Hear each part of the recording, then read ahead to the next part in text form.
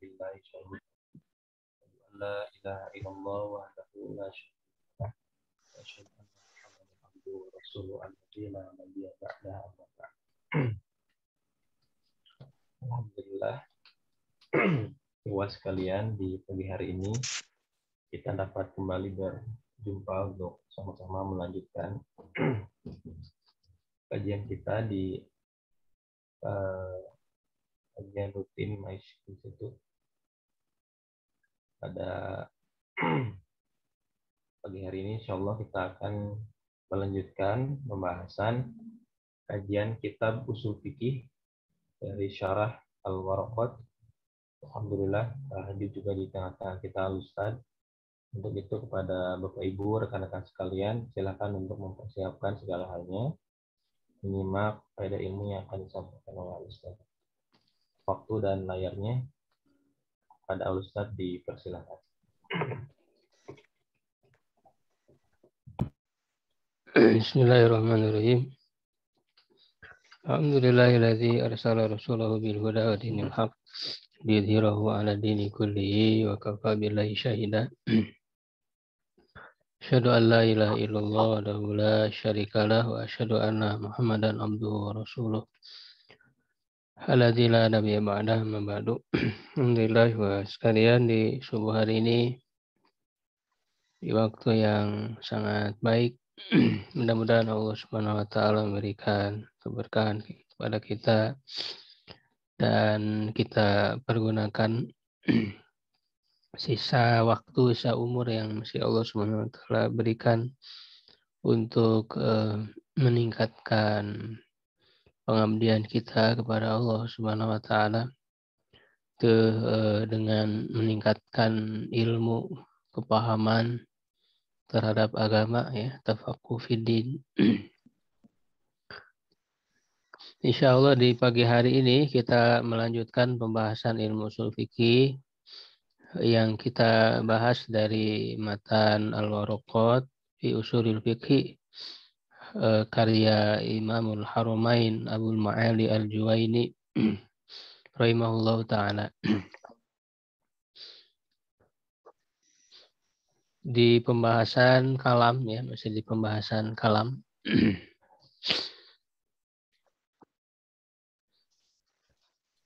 Jadi ini termasuk kajian ilmu kebahasaan, ya, yang masuk ke dalam ilmu ushul fikih, karena memang yang menyusun ilmu ushul fikih itu diantaranya adalah ilmu bahasa Arab, ya, karena tujuan dari ushul fikih itu adalah untuk bisa memahami dalil-dalil Al-Quran, Sunnah, ya, lalu bisa menyimpulkan atau menarik kesimpulan dari dalil itu, sehingga khususnya menghasilkan kepada hukum, ya, hukum-hukum yang bersifat amalan.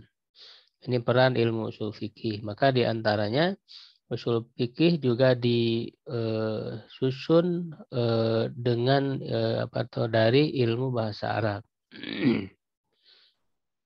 Tidak semua ilmu bahasa Arab kemudian dimasukkan ke dalam ushul fikih. Hanya hal-hal yang sangat berkaitan untuk memahami petunjuk makna dari dalil itu. Maka diantaranya pembahasan kalam, ya, perkataan. Jadi dari Al-Quran dan hadis itu kan yang merupakan bahasa Arab, ya, bagaimana kita memahami kalam, memahami perkataan, ya, dalam bahasa Arab itu. Di pertemuan sebelumnya kita sudah membahas tentang pengertian dari kalam, ya.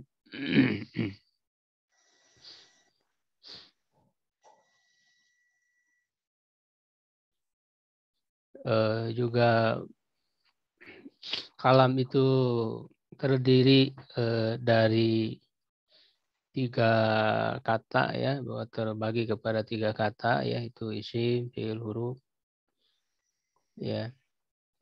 Dan juga kalam itu terbagi, ya, dari sisi bentuknya, ya kepada khobar dan insya. Ya kepada apa dari sisi jenis makna ya atau tujuan dari perkataan itu terbagi kepada khobar dan insya. Khobar itu berita ya, kalau insya ya selain daripada berita kita sudah bahas di pertemuan sebelumnya. Ya, lalu kemudian dari sisi pembentukannya ya kalam itu atau kalimat ya, kalam itu berarti bahasa kitanya kalimat bahasa Indonesianya. Tapi kalau kalimat dalam bahasa Arab maknanya kata. Ya, jadi kalam itu dalam bahasa kitanya kalimat, perkataan yang tersusun dari beberapa kata. Nah, itu terbagi kepada hakikoh dan majaz. Ya, hakikat itu adalah menunjukkan makna asli dari suatu kata atau dari suatu perkataan itu. Ya, menunjukkan kepada makna aslinya. Ya. Kita sudah bahas sebelumnya ada 3 pembagian, ada hakikoh lugawiyah, hakikoh syariah, dan hakikoh urfiyah. Ya, hakikat secara bahasa, hakikat secara syariat, hakikat secara urf. Ya, secara kesepakatan tertentu. Ya, baik itu urfun am ataupun urfun khos. Ya, kalau urfun am itu kesepakatan banyak orang. Ya, misalnya pengalihan dari makna suatu lafaz ya. Misalnya kata dabah yang secara makna bahasa, secara asal itu setiap yang melata di bumi. Tapi kemudian maknanya beralih. Ya, beralih kepada jadi mengalami penyempitan makna mana dabah itu kemudian menjadi binatang yang berkaki 4. Itu namanya urfun am. Adapun urfun khos itu istilah-istilah yang digunakan oleh masing-masing dari bidang keilmuan. Ya, dalam ilmu nahu ada istilah-istilah khusus ya. Dalam ilmu ushul fikih ada istilah-istilah khusus yang disepakati, dalam ilmu fikih, dalam ilmu akidah, dalam ilmu kedokteran, dalam berbagai bidang ilmu punya istilahnya masing-masing. Nah, ini disebut urfun khos. Ya, dan itu hakikat juga, hakikat urfiyah. Nah, kemudian berikutnya adalah lawan daripada hakikat itu adalah majaz. Ya. Kalau hakikat itu didefinisikan lafzul musta'malu fi ma wudi'alahu. Ya, lafaz yang digunakan untuk makna yang sebenarnya, makna asli, makna asal. Ya. Gitu. Itu hakikat, sedangkan majaz kebalikannya. Al-lafzul musta'malu fi ghairi ma wudi'alahu. Ya, lafaz yang digunakan ya untuk atau bukan untuk sebenarnya, untuk makna sebenarnya. Makna asli. Ya. Cuma di sini perlu dipahami bahwa hakikoh di sini bukan berasal dari kata hakun yang artinya kebenaran atau kejujuran ya atau kebenaran. Lalu lawannya itu kadzib dusta, tidak. Ya. Lalu menyimpulkan majaz itu dusta. Nah, ini salah, kekacauan di dalam pemahaman. Sehingga ada sebagian orang yang menolak majaz ya, padahal majaz ya adalah sesuatu yang fakta yang ada di dalam bahasa Arab. Bahkan di dalam Al-Quran pun ada majaz seperti yang akan kita sebutkan contoh-contohnya. Jadi hakikoh di situ bukan dalam arti benar lawannya dusta atau benar lawannya sesat, bukan. Hakikoh di situ adalah tadi ya sebagaimana yang didefinisikan lafaz yang digunakan untuk mana yang sebenarnya, makna asal, makna asli ya yang terbersit pertama kali di pikiran. Misalnya kata asadun. Ketika kita mendengar kata asadun, makna aslinya adalah singa. Ya, asadun itu makna aslinya adalah singa. Begitu. Syamsun itu matahari misalnya. Itu adalah makna hakikatnya. Nah, lalu kata-kata ini digunakan untuk makna bukan sebenarnya.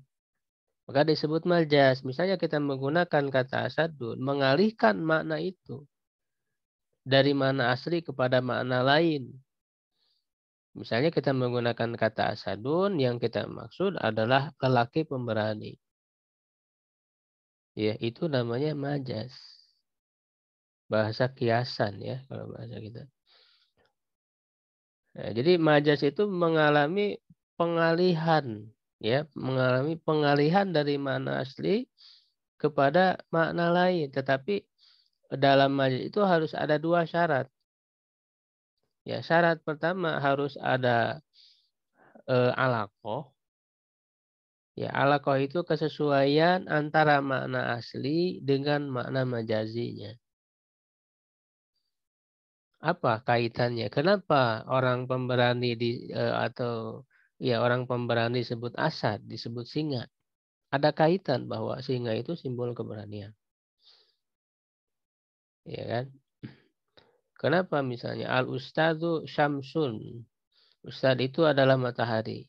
Kenapa ustadz disamakan dengan matahari atau kita menyebut kata matahari untuk ustadz, untuk guru misalnya? Oh, karena di dalam memberikan manfaat yang luas, di dalam menerangi.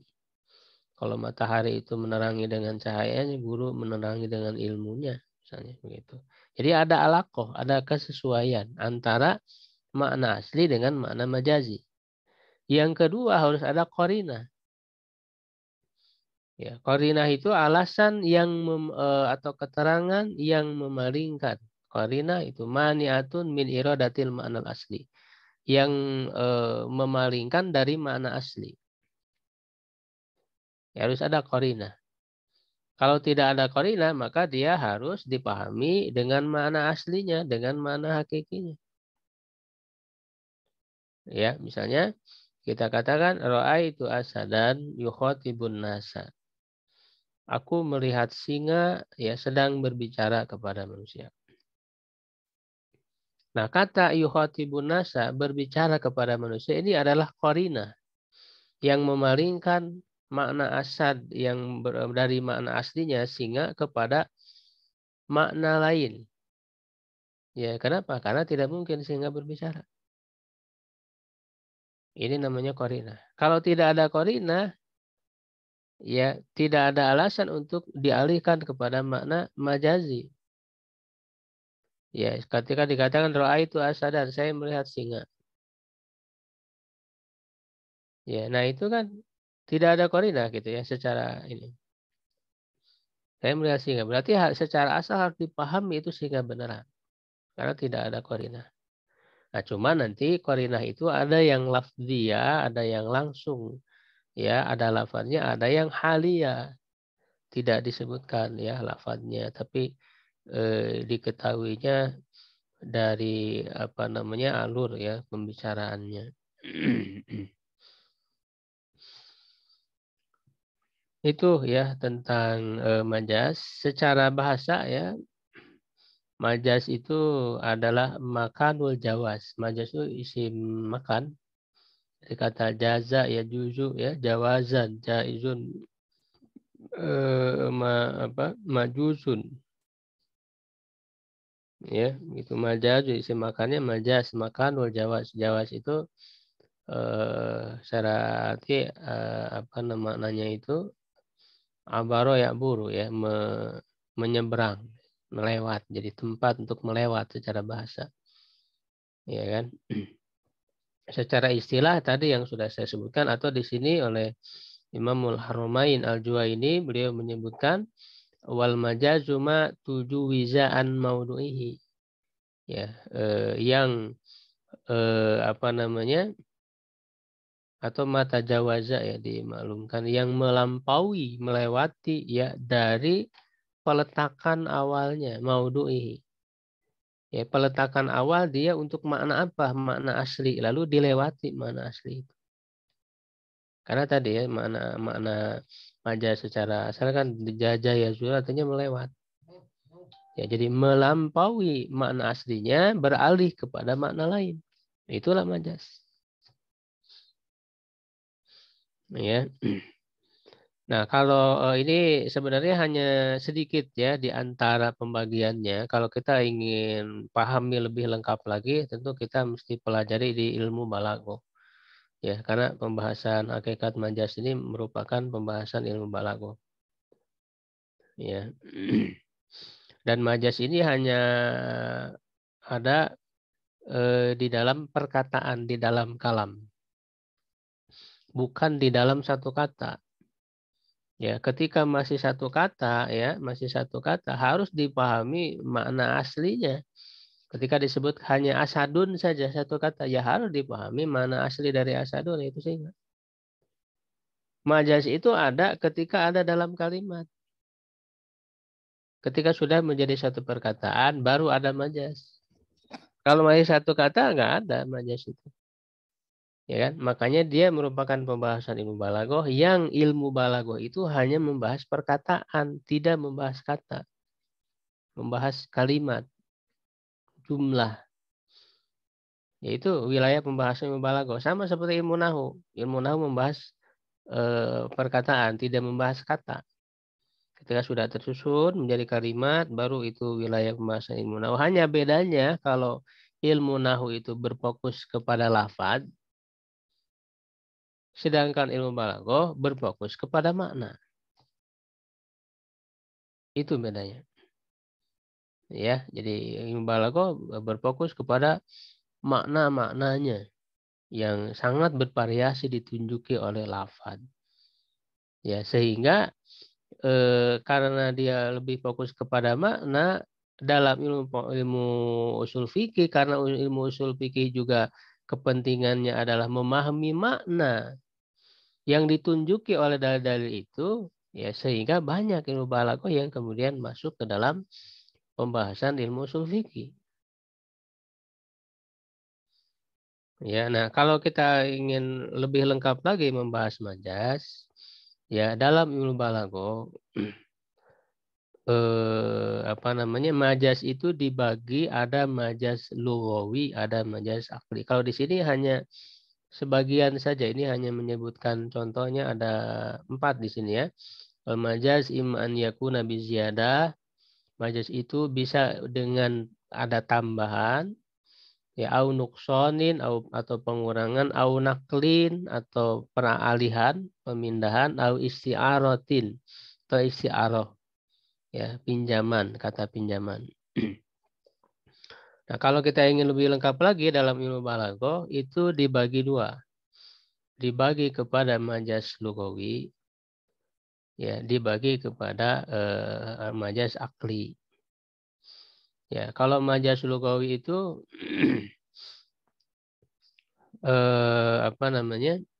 majazun lughawiyun mufrad,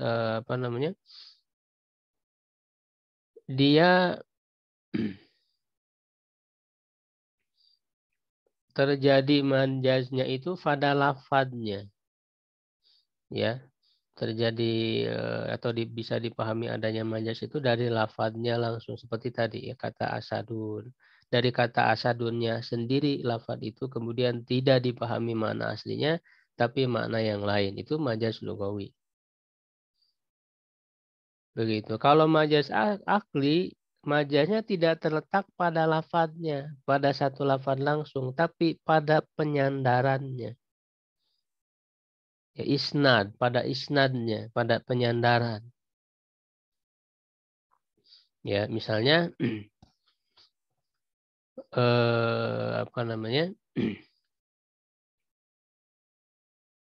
wa akhrajatil ardu asqalaha misalnya. Bumi mengeluarkan beban-beban berat yang ada di dalamnya.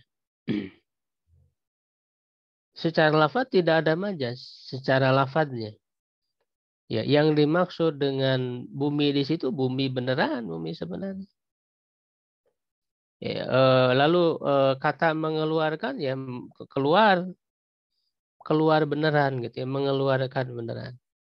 Mengeluarkan beban-beban berat. Lalu di mana letak majasnya? Yaitu menyandarkan ya pekerjaan mengeluarkan ya kepada bumi yang bukan pelaku aslinya. Pelaku aslinya itu kan Allah. Yang mengeluarkan beban-beban berat dari bumi siapa? Allah. Bukan bumi itu sendiri kan. Bumi itu hanya sebagai tempat. Jadi makna wa akhrajatil ardu athqalah itu maknanya wa akhrajallahu. Ya, gitu. Minal ardi athqalaha. Maknanya asalnya kan begitu. Allah mengeluarkan beban-beban berat ya, mengeluarkan dari bumi beban-beban beratnya. Bumi itu hanya sebagai tempat. Nah, ini maka disebutnya alaqah makaniyah dalam majas akli. Itu bedanya. Antara majas akli itu terletak pada penyandaran kata, sedangkan kalau majas lugawi terletak pada lafadznya langsung. Dan nanti ada macam-macam alaqahnya. Karena dia syarat adanya majas ada alaqah. Nah, itu nanti dibagi. Ya, dalam majelis akli itu ada alaqah zamaniyah, menyandarkan kepada waktu, jadi bukan kepada pelaku sebenarnya. Ya kan? Ya, misalnya eh, apa namanya? Hari Kamis yang menyedihkan misalnya begitu. Itu yang menyedihkan kan bukan hari Kamisnya. Ya, tapi peristiwa yang terjadi di hari Kamis itu. Tapi disandarkan kepada apa? Kepada waktu ya, itu zamannya. Jadi ada alaqah makaniyah, zamaniyah, ada sababiyah ya, menyandarkan kepada sebabnya. Begitu ya. Ada fa'iliyah, maf'uliyah. Ya, itu lebih dalamnya dipelajari di ilmu balaghah. Saya ingin memberikan gambaran dulu ya. Nah, kalau majaz lugawi juga ada alaqah dan dia terbagi dua majaz lugawi itu. Ya. Cuman apa namanya? Dibedakan antara mufrad dan murakkab. Ya, majaz lugawi mufrad, majaz lugawi murakkab. Mufrad itu satu kata, murakkab terdiri dari beberapa kata. Ya, karena tadi terletak di lafaz kan ya. Majaznya terletak di lafaz. Nah, cuman ada yang lafaznya hanya satu kata, hanya ada juga yang gabungan beberapa kata. Ada majaz lugawi mufrad, ada majaz lugawi murakkab. Masing-masing terbagi dua juga. Ya, majaz lugawi mufrad terbagi kepada isti'arah dan majaz mursal. Ya, lalu majaz lugawi murakkab juga terbagi kepada isti'arah tamtsiliyah dan kepada majaz mursal murakkab. Pembagiannya itu. Nanti kita akan ketahui letak-letak contoh yang disebutkan ya secara lebih rapi ya di dalam balaghah itu. Nanti majaz lugawi mufrad tadi ada dua, ada isti'arah, ada majaz mursal. Ya, isti'arah di sini disebutkan. Nah, dia termasuk majaz lugawi ya, mufrad. Ya, ada juga majaz mursal. Nah, bedanya kalau isti'arah itu alaqahnya keterkaitan antara makna asli dengan makna majazinya itu karena diserupakan. Musyabahah ya, ada penyerupaan di sana. Kalau majaz mursal bukan penyerupaan. Ya, nanti apa namanya alaqahnya itu kaitannya misalnya disebutkan sebab yang dimaksud akibat, disebutkan akibat yang dimaksud sebab, terbalik. Ya.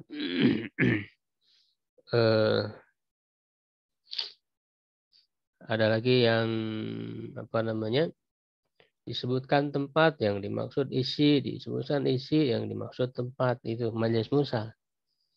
Ya, seperti itu.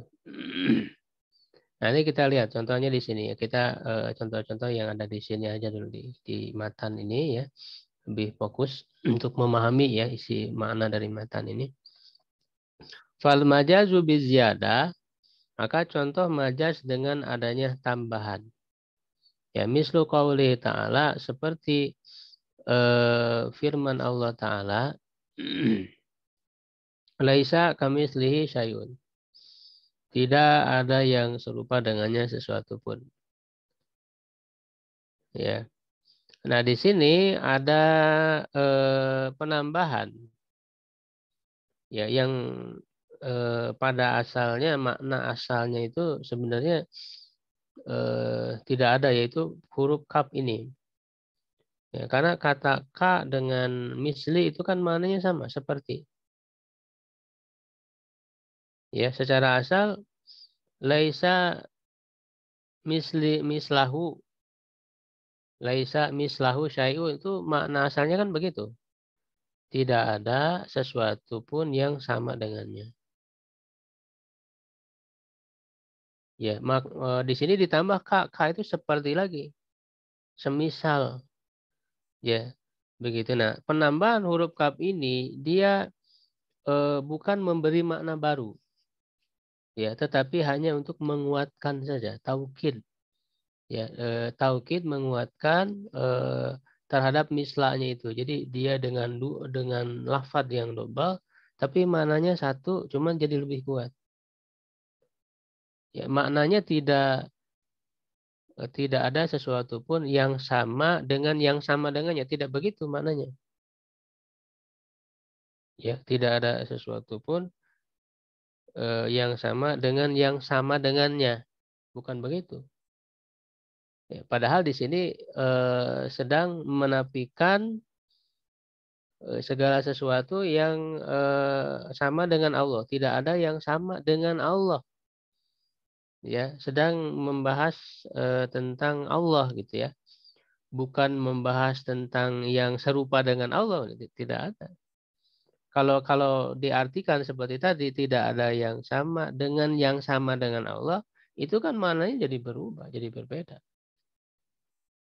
Berarti yang dibahas itu yang sama dengan Allah. Nah, tidak ada yang sama dengan Allah.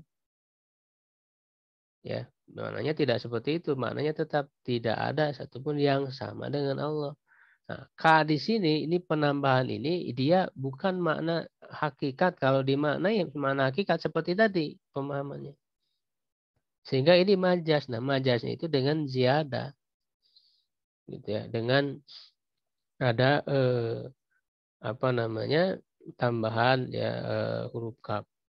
Nah, ini yang majas tambah ini yang saya uraikan tadi dari pembagian balago, sebenarnya belum masuk ya, belum masuk ke dalam pembagian ya dalam ilmu balago itu. Sehingga dia diususkan majas dengan adanya tambahan. Wal majaz bin nukson, dan majas dengan ada pengurangan kata. Mislu qauli ta'ala, seperti firman Allah Ta'ala, was'alil qaryata. Ya, surat Yusuf ayat 82. Dan tanyalah kepada kampung. Nah ini, ya, kalau dipahami secara makna hakikat, itu dia tidak masuk akal ya. Kampung kan benda mati, tidak bisa ditanya kan. Tanyalah kepada kampung. Kampung kan benda mati. Ya, yang dimaksud dengan kampung itu ahlal qarya, penduduknya. Jadi di sini ada kata yang dibuang, yang dihilangkan, itu kata ahla. Jadi was'alil qaryata itu maknanya was'al ahlal qaryati secara asal. Tanyalah penduduk kampung. Nah, ini di sini disebut majas dengan ada pengurangan kata. Ya, dengan ada pengurangan kata. Nah, kalau dalam pembahasan balaghah yang saya sebutkan tadi, dia termasuk apa namanya? Majas mursal. Ya, yang alaqohnya itu ya disebutnya apa? Mahaliyah. Mahaliyah dalam arti disebutkan tempat ya, tapi yang dimaksud adalah isinya. Kampung itu kan tempatnya ya, tapi yang dimaksud adalah isi yang ada di kampung itu, penduduknya. Nah, ini disebut termasuk apa namanya ke dalam majaz mursal ya yang alaqahnya mahalliyah. Disebutkan tempat yang dimaksud isi. Nanti ada yang sebaliknya disebutkan isi yang dimaksud tempat itu haliyah. Gitu. Misalnya dalam Al-Qur'an fafi rahmatillahi hum fiha khalidun. Mereka ada di dalam rahmat Allah ya, mereka kekal di dalamnya. Nah, yang dimaksud rahmat Allah di situ adalah surga. Karena rahmat Allah itu isi, tempatnya ada di surga. Disebutkan isi yang dimaksud tempat. Nah, ini itu sebaliknya dari yang ini. Gitu ya.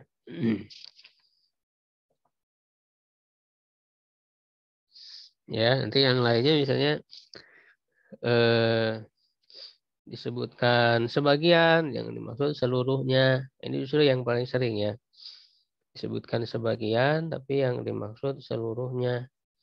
Misalnya warka'u ma'aroki'in, rukulah bersama orang-orang yang ruku. Apakah hanya ruku saja? Tidak kan, maksudnya sholat. Ya, maksudnya adalah sholat. Disebutkan sebagiannya, tapi yang dimaksud seluruhnya. Itu majaz juga. Itu majaz mursal alaqahnya juz'iyah. Ya, gitu. Misalnya apa namanya wa Qur'an al-fajri. Quran fajar, maksudnya bacaan Quran pada waktu fajar. Bacaan di situ maksudnya apa? Sholat. Bukan hanya bacaan saja, bukan hanya baca Quran di waktu subuh. Tapi maksudnya sholat subuh. Bacaan itu salah satu ya bagian daripada sholat. Ya, disebutkan sebagian, tapi yang dimaksud adalah seluruhnya. Tabat yada abilah biwatab, celakalah kedua tangan Abu Lahab. Yang celaka kan bukan hanya kedua tangannya aja. Ini disebutkan sebagian yang dimaksud seluruhnya. Nah, ada yang sebaliknya disebutkan seluruhnya yang dimaksud sebagian. Ya, seperti ya ja'aluna asabi'ahum fi azanihim. Mereka menjadikan ya jari-jari asobi itu jari segini, ini asobi. Ya, dari ujung sampai ini pangkalnya. Pada kenyataannya orang memasukkan telinga itu kan enggak semuanya, hanya sedikit saja kan yang masuk ke telinga. Nah, kalau yang segini sedikit ini disebutnya anamil. Ya, jamak dari unmulah. Satu apa namanya? Satu ruas jari kan gitu. Ya. Jadi maksud dari yaj'aluna asabi'ahum itu yaj'aluna anamilahum fi udunihim. Nah, ini menunjukkan majaz. Ya, yaitu majaz mursal yang alaqahnya kulliyah, disebutkan seluruh jari dari ujung sampai akhir, tapi yang dimaksud hanya sebagiannya saja. Ya, itu majaz diantaranya. Nah, kemudian ada juga di sini majazu bin nakli ya, majaz dengan pengalihan. Ya, dengan peralihan makna kal ghaiti fima yahruju minal insan. Ya, seperti ghaid ya yang apa namanya? Keluar ya dari manusia ya, maksudnya kotoran ya. Ghaid itu ditunjukkan kepada makna tinja gitu ya. Kotoran buang air besar ya manusia. Itu ghaid. Secara makna asal bahasa ghaid itu adalah makanun munhafid ya, tempat yang rendah. Tempat yang rendah. Tapi kemudian beralih maknanya kepada yang kotoran yang keluar dari manusia. Ghaid ya. Tapi kemudian bisa beralih lagi di dalam ayat Quran itu. Aujahadu minkum minal ghaid. Ya, ghaid ketika digunakan untuk tadi itu ya kotoran oleh manusia, tapi di dalam ayat itu bukan kotorannya, tapi tempatnya. Lalu dia majas, ya. Jadi majas yang disebutkan isi, tapi yang dimaksud tempat. Ya kan? Nah, ini yang disebut dengan haliyah tadi. Ya ujah minkum minal ghaid. Ghaid itu kan tadi yang keluar, kotoran dari keluar dari manusia. Tapi kemudian maksudnya adalah tempatnya, tempat buang airnya kan, keluar dari tempat buang air. Bukan kotorannya itu. Jadi ada majas juga dari peralihan. Tapi di sini bukan tertuju ke sana yang dimaksud oleh penulis. Itu peralihan dari makna asal bahasa adalah tempat yang rendah kepada makna kotoran.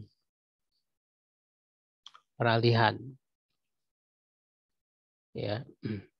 Cuman untuk peralihan ini juga saya belum tahu apakah mungkin ada perbedaan ya pendapat apakah memang disebut majas ataukah masuk kepada hakikat urfiah tadi. Nah, ada peralihan kan dari makna dabah tadi itu yang asalnya seluruh yang melata di muka bumi, tapi kemudian beralih kepada makna binatang yang berkaki 4. Ini juga peralihan, tapi dia hakikat, tidak majas, hakikat urfiah.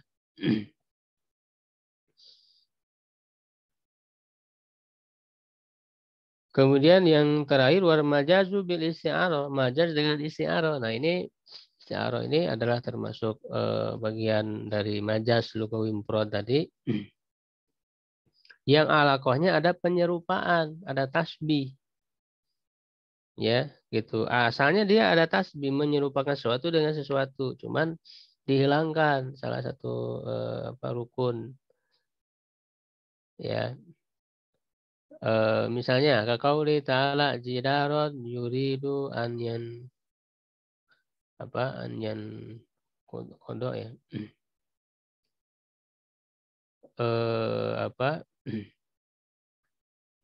Tembok ya mau runtuh. Ya, tembok mau runtuh. Kata mau itu kan menunjukkan ada kemauan, menunjukkan ada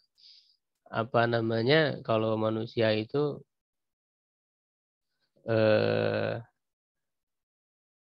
punya hati, ya kemauan itu kan adanya di hati ya. Kalau untuk manusia ya, manusia itu kan adanya kemauan, keinginan itu kan bersumber di hati. Nah sekarang tembok punya hati atau enggak? Enggak punya, Ustaz. Maka disebut tembok berkeinginan untuk runtuh. Kena angin dia.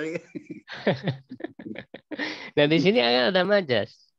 Nah cuma majasnya itu berarti itu. kalau kemauan itu adalah lahir dari hati untuk manusia ya, sesuatu yang lahir dari hati, berarti itu sebetulnya kata kemauan atau kata kerja kemauan itu adalah pekerjaan yang dilakukan oleh manusia atau yang dilakukan oleh manusia, aktivitas manusia gitu. Nah, sekarang ya digunakan kepada tembok, sedangkan tembok tidak punya hati yang sumber adanya kemauan. Nah, berarti di situ ada penyerupaan kan, tembok diserupakan dengan manusia. Nah, itu namanya isti'arah. Ya, isti'arah itu asalnya ada penyerupaan. Penyerupaannya di mana di sini? Tembok diserupakan dengan manusia, ya, dengan disebut memiliki kemauan. Begitu. Nah, isti'arah juga ada macam-macamnya. Ya, ada isti'arah tasrihiyah, ada isti'arah makniyah, ada isti'arah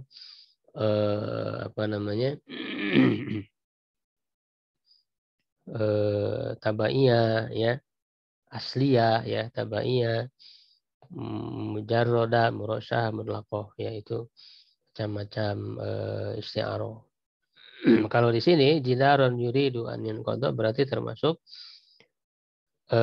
isti'arah makniyah. Ya. Karena isti'arah itu kan asalnya tasbih. Tasbih itu rukunnya ada 4. Ada musyabah yang diserupakan. Ada adatu tasbih, ada kata yang bermakna penyerupaan, berarti seperti ya, bagaikan. Ada musyabah bih, diserupakan dengan apa? Misalnya Ar-rajulu kal asadi fi syaja'ati. Seorang laki-laki seperti singa dalam keberaniannya. Nah, rajulu itu disebut musyabah, yang diserupakan. Ka, yaitu ada tu tasbih, lalu al-asadinya musyabah bihnya diserupakan dengan singa. Nah, disebut singanya itu musyabah bih. Dalam apa persamaannya fi syaja'ah, dalam keberanian, nah itu disebutnya wajhu syibah. Ya, jadi sisi persamaannya wajhu syibah. Nah, ketika dibuat kepada isti'aroh, tasbih ini kemudian hilang. Hilang apa namanya? Ada tuh tasbihnya hilang, wajhu syibahnya hilang, tidak disebutkan. Lalu salah satu ya dari dua rukun tasbih itu musyabah dan musyabahnya hilang. Nah, ada yang disebutnya musyabahnya saja, ada yang disebutnya musyabah bih. Kalau yang disebutnya musyabah bih itu disebutnya isti'aroh tasrihiyah. Ya, misalnya tadi saya melihat singa ya sedang berbicara kepada manusia. Yang dimaksud singa itu kan lelaki pemberani. Nah, itu namanya isti'aroh tasrihiyah. Kenapa? Karena singanya itu kan musyabah bih. Kalau kita tarik kepada tasbih perumpamaan itu kan kita menyamakan apa? Menyamakan lelaki pemberani seperti singa. Berarti singanya itu musyabah bih. Ya kan? Sehingga ini disebut istasrihiyah. Kalau isti'aroh makniyah yang disebutkannya bukan musyabahnya justru, tapi musyabahnya. Ya, disebutkan musyabah, musyabahnya tidak disebutkan, tapi musyabahnya itu ya diganti dengan salah satu sifat khususnya. Ya, misalnya kita buat contoh isti'aroh makniyah tadi ya. Kalau isti'aroh tasrihiyah kan saya melihat singa sedang bicara kepada manusia. Tapi isti'aroh makniyah kita katakan saya melihat manusia yang sedang mengaum. Nah, itu yang disebutnya kan manusianya, musyabahnya itu. Musyabah tidak disebutkan singa, tapi diganti dengan salah satu sifat khusus daripada musyabah daripada singa, yaitu mengaum. Mengaum itu sifat khusus bagi singa. Nah, disematkanlah kepada manusia. Manusia mengaum. Ya, berarti itu ada isti'aroh disebut makniyah. Nah, di sini juga sama. Di sini coba tembok ingin atau berkemauan untuk runtuh. Berarti menyerupakan apa dengan apa coba? Asal tasbihnya. Tadi sudah saya jelaskan. Halo? Tembok dengan manusia. Menyebabkan manusia juga ya, hati ya, keinginan. Enggak, asal perumpamaannya asal tasbihnya. Kalau tadi kan manusia seperti laki pemberani seperti singa, itu tasbih itu. Menyerupakan apa dengan apa? Nah, di sini menyerupakan apa dengan apa? Menyerupakan tembok dengan manusia. Kan begitu di sini itu. Karena kan lalu sekarang manusia yang sebagai musyabah bi ya di dalam tasbihnya itu kan dihilangkan, tidak ada. Yang disebutkan temboknya sebagai musyabah. Ya, lalu manusia itu kemudian disebutkan salah satu sifat khusus dari manusia yaitu yuridu tadi, punya keinginan. Tembok berkeinginan, sedangkan berkeinginan itu adalah sifat khusus sebagai manusia. Ini disebut isti'aroh makniyah. Isti'aroh makniyah itu mahudifal musyabah bi wa rumiza ilaihi bisyai'in min lawazimi. Itu makna dari isti'aroh makniyah. Jadi ini kita penting di dalam memahami ayat-ayat ya, makna-makna yang ditunjuki dari ayat itu, apakah ini termasuk hakikat, apakah termasuk majaz, majaznya bagaimana, itu semua sudah ada ilmunya, tinggal kita pelajari. Kalau kita tidak paham masalah ini ya akan sulit untuk memahami Al-Quran dengan benar, memahami hadis dengan benar. Bagaimana kemudian bisa menyimpulkan hukum gitu, orang sekarang begitu mudah aja ya nyimpulin hukumnya begini begitu tanpa mempelajari ilmu-ilmu perangkat seperti ini. Ya, baik. Sudah hampir jam 6. Ada waktu ya kalau ada yang mau ditanyakan. Ustaz, Ana mau bertanya, Ustaz. Betul. Kalau yang sederhana mungkin majaz seperti itu bisa dipahami, Ustaz. Tapi kalau yang majaznya yang rumit, bagaimana Ustaz dipahami seperti dat Allah itu yang sering menjadi muskil, Ustaz. Sumastawa alar as, yadullahi fawqa adihim, Allahu nuru samawati wal ars, seperti itu, Ustaz. Jadi apakah tadi kita langsung ke hakikat dulu atau langsung dialihkan ke majaz? Tapi kalau dialihkan ke majaz, apakah tidak jadi liar, Ustaz? Apakah ada patokannya untuk menafsirkan majaz tersebut? Nah, kemudian ketika kita memahami tersebut, jadi kalau kita memahami ke majaz, diklaim ada orang yang nggak meyakini majaz, kita ahli ta'wil, Ustaz. Kalau kita memahaminya ke hakikat, kita ahli mujasimah, seperti itu. Jadi bingung, Ustaz. Mohon pencerahannya. Iya. Kalau yang saya contohkan tadi ya hal-hal yang bisa dipahami, mudah dipahami. Kita bisa menerima ya adanya majaz yang mudah dipahami. Kenapa? Karena kita memahami yang hakikatnya. Hakikatnya itu kan tadi mutabadir gitu, lizihni ya. Jadi mudah ditangkap oleh pikiran. Sudah diketahui seperti tadi asadun, singa, ya kita udah tahu, paham singa. Hakikat singanya udah tahu. Ketika kita sudah paham hakikatnya, lalu kata itu kemudian dialihkan kepada mana lain, digunakan untuk majaz ya, kita bisa memahami dengan mudah. Nah sekarang dalam sifat-sifat Allah, ya apakah dimahami secara hakikat atau majaz? Ya mana secara hakikatnya saja kita tidak tahu mana sebenarnya kan. Hakikat sebenarnya tidak tahu. Benar nggak ketika disebut apalagi tentang sifat-sifat yang secara zahir bisa menimbulkan tasbih penyerupaan dengan makhluk. Ya seperti yadullah, tangan Allah ya. Begitu mata dan sebagainya. Itu kan adalah sifat-sifat yang secara zahirnya sama dengan makhluk dan tidak mungkin Allah sama dengan makhluk. Laisa kamitslihi syai'un tadi itu. Ya, tidak mungkin sama. Nah, masalahnya ketika disebut tangan Allah, kita kan tidak tahu hakikat sebenarnya tangan apa gitu. Tidak tahu hakikatnya. Gitu. Jangankan kita memahami majaz, yang hakikatnya aja nggak paham. Kita pahami. Ya. Nah, dalam masalah itu para ulama sudah memberikan solusi di dalam memahaminya. Ya, ada dua cara yang digunakan oleh para ulama Ahlussunnah. Ya, baik Ahlussunnah dalam mazhab Asy'ari ya. Itu atau Asy'ari dan Maturidi, ini tiga-tiganya adalah kelompok mazhab Ahlussunnah ya. Mereka tidak yang mereka perdebatkan adalah dalam hal-hal yang wilayah ijtihadiyah. Nah, seperti di dalam memahami ini ada dua cara. Ya, cara yang pertama adalah tafwid. Ya, tafwid itu menyerahkan maknanya kepada Allah, kita menerima saja secara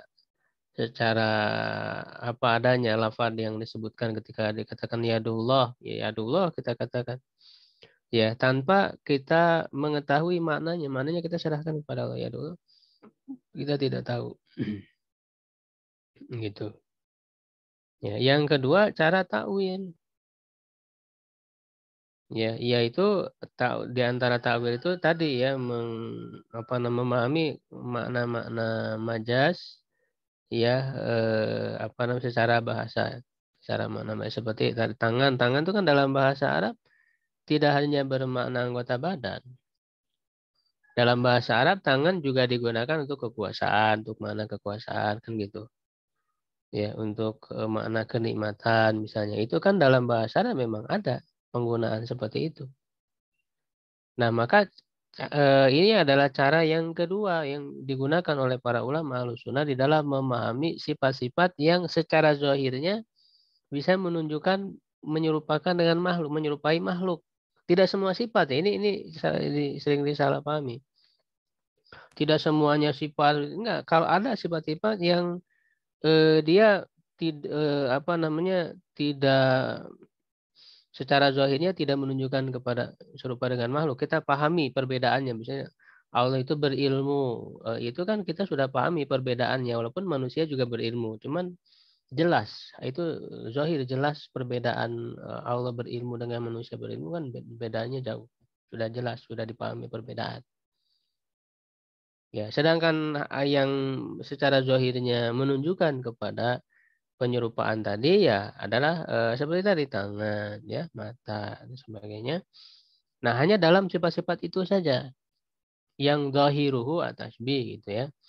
Nah, maka dalam sifat-sifat yang terkategori ini ada cara yang digunakan oleh ulama Ahlussunnah adalah mentakwil, dan takwil itu juga tidak sembarangan, harus syarat-syaratnya memang secara bahasa menunjukkan seperti tadi tangan. Secara bahasa kan menunjukkan kepada mana kekuasaan.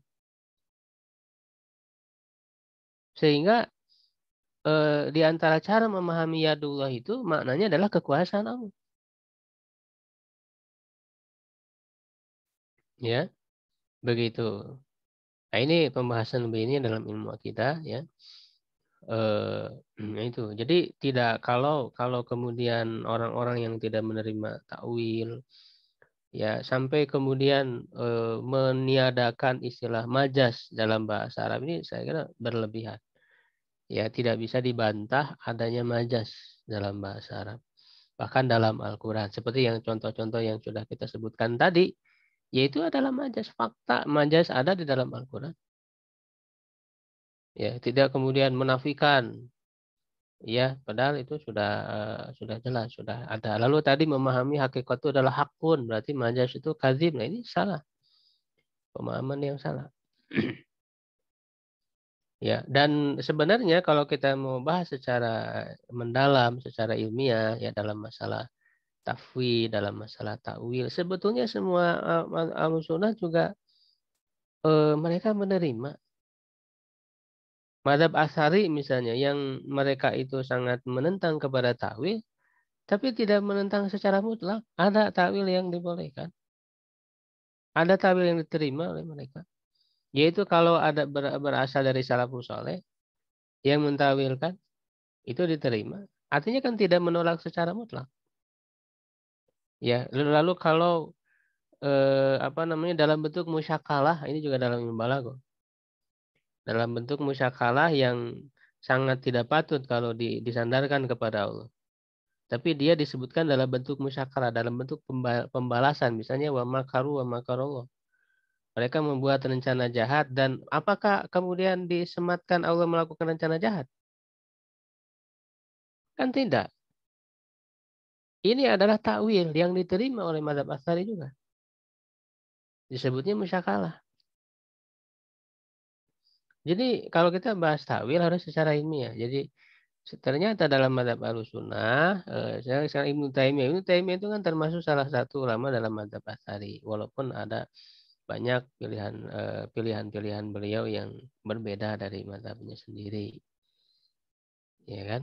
Kalau ada ijtihad yang salah ya misalnya menyelisihi ulama yang lain yang lebih banyak, ya apa alasan kita untuk kemudian tetap mempertahankan gitu. Misalnya ada satu pendapat ulama tapi bertentangan dengan banyak ulama lain yang bahkan di mazhabnya sendiri misalnya. Kan begitu. Ya, jadi takwil itu juga semua mazhab Ahlussunnah juga menerima, cuman porsinya yang berbeda. Tafwid juga semua mazhab Ahlussunnah juga menerimanya. Begitu. Ya. Jazakallahu khair, Ustaz. Ya, dalam masalah itu. Jadi orang-orang yang berpegang misalnya tadi yang kritik majas di antara Ibnu Taimiyah yang mengkritik ya adanya majas. Ini saya kira pendapat yang lemah, ya, yang bertentangan dengan banyak para ulama lain. Tidak bisa dinafikan adanya majas dalam bahasa Arab, bahkan dalam Al-Quran. Ya, tidak bisa dinafikan. Begitu. Silakan kalau ada yang lain. Ya, Ustaz, mau bertanya, Ustaz. Ya, Pak Anjas. Itu mengenai kaidah itu, Ustaz. Al-aslu fil kalami al-haqiqoh. Memahami kaidah tersebut, Ustaz. Terus yang menjadi dalil lahirnya kaidah tersebut, terus menggunakan kaidah tersebut, bagaimana, Ustaz? Ya, itu kan dari pemahaman ini. Jadi asal dalam kalimat, dalam kata itu adalah dipahami secara hakikat. Ya, secara makna aslinya. Itu memang secara asal begitu. Jangan kemudian tiba-tiba kita mengalihkan kepada majas. Kepada majas itu harus beralasan, tadi harus ada syarat. Jadi gitu, jangan tiba-tiba kita memahami suatu lafaz ya tiba-tiba dialihkan ke majas. Padahal yang harusnya diutamakan terlebih dahulu harus dipahami secara hakikat dulu. Nah, cuman kalau di dalam syariat, dalam nas-nas syariat, Quran, hadis, itu kan dia hakikatnya juga hakikat syariah banyaknya itu. Ketika disebut sholat, itu kan bukan makna hakikat lugawiyah. Secara hakikat lugawiyah kan sholat itu doa, berdoa misalnya. Ya, tapi ketika disebutkan di dalam nas-nas syariat, ya lafaz-lafaz itu dipahami secara hakikat, tapi hakikatnya hakikat syariah. Sholat yang di situ maksudnya khusus sholat, ya kemudian dijelaskan oleh dalam perbuatan Nabi sholat yang bagaimana. Qimus sholat, ya waktu zakat. Apa sholat di situ? Ya sholat yang khusus, mana yang khusus dia dipahami secara hakikat, begitu. Ustaz, Ya atau mau tanya. hal-hal yang lain ya, gitu ya. Kalau tidak ada alasan untuk dialihkan kepada majas tidak boleh. Ya dialihkan kepada majas itu, makanya kaidah berikutnya kan setelah al-aslu fil kalami al-haqiqah, idza ta'adzara idza ta'adzaratil haqiqah yusharu ilal majas. Kaidah berikutnya kan begitu. Kalau ada uzur atau berhalangan untuk dipahami hakikat, maka dialihkan kepada majas. Itu kaidah fikih setelahnya. Ya. Kalau makna hakikoh itu, kalau tadi misalkan jangan diartikan sebagai sesuatu yang hak ya, Ustaz ya. Pada kata yang lebih cocok apa ya kira-kira, Ustaz? Nuhun, Ustaz. Maksudnya gimana? Ya tadi kan kalau hakikoh itu ya bukan makna dari makna asli. Iya aja ya gitu ya. Oke. Hakikat itu makna asli. Makna sebenarnya, bukan makna benar lalu ya sebaliknya adalah salah, bukan itu. Karena hakikat di situ bukan dari kata hakun, tapi berasal dari hakko ya, huku ya, maknanya istaqarra atau sabata ya. Itu makna secara bahasanya. Jadi bukan hak lawan kadzib, bukan. Ya, hakikat di situ makna asli yang sebenarnya dia dibuat lafaz itu untuk makna itu secara asal. Lalu datang majas, berarti dialihkan dari makna asli itu kepada makna lain. Itulah majas lawannya. Iya. Begitu. Iya. Ya, saya kira cukup dulu ya. Cukup, Ustaz. Baik. Alhamdulillahirrahmanirrahim. Syukran jazakallah khairan kepada Ustaz atas pemaparan materinya dan diskusi pada pagi hari ini. Juga kepada Bapak Ibu rekan-rekan sekalian yang telah hadir di ruang Zoom untuk mengikuti kajian pada pagi hari ini. Alhamdulillah, marilah kita cukupkan dengan subhanakallahumma wa bihamdika asyhadu an la ilaha illa anta astaghfiruka wa atubu. Assalamualaikum warahmatullahi wabarakatuh. Waalaikumsalam warahmatullahi wabarakatuh. Syukran. Firman, kemana Firman? Ya. Ada ila sakinah? Ya, insya Allah. Masya Allah. Al-Mahirah Al-Qadr Arabiyah, Ustaz. Izin lab. Gimana